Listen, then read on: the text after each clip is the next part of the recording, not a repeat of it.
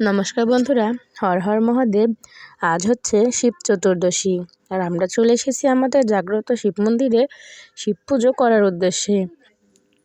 প্রথমে আমার ছোট বোন সে শিবের পুজো করছে। আমরা কিন্তু সবাই ঝাঁক বেঁধে একসঙ্গে মন্দিরে যাই পুজো করার জন্য। আর আজ আমরা সকাল সকালে চলে গিয়েছি আমাদের সেই পুরাতন মন্দিরে। আমাদের এই মন্দির কিন্তু জাগ্রত শিব। ছোট থেকে শুনে এসেছি এই শিব নাকি নিজে থেকে উঠে এসেছে। তারপর আমি চলে গিয়েছি।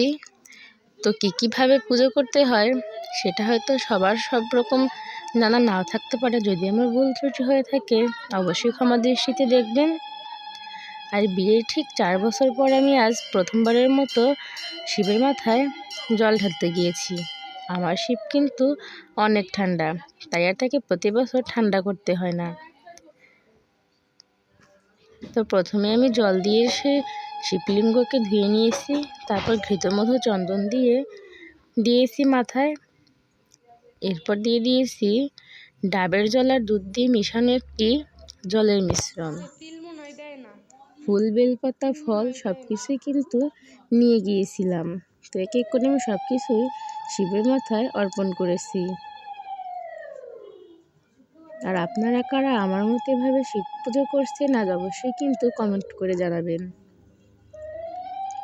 আর শিবের কাছে একটাই প্রার্থনা করব, আমার শিবটাও ভালো থাকে, সুস্থ স্বাভাবিক শরীর নিয়ে আমার সাথে হেসে খেলে ঘুরে ফিরে বেড়াতে পারে।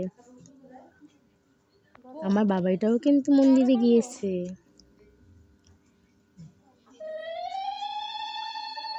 আর এখানে নিয়ম হচ্ছে শিবের মাথায় কিছু অর্পণ করতে হলেই উলুধ্বনির মাধ্যমে। আর পুজো শেষ করে আমি আর আমার বাবাই মিলে একটু ফটোশ্যুট করে নিচ্ছিলাম। তো আমাদের ভিডিওটি ভালো লাগলে অবশ্যই লাইক, কমেন্ট, শেয়ার করবেন এবং চ্যানেলটাকে সাবস্ক্রাইব করবেন।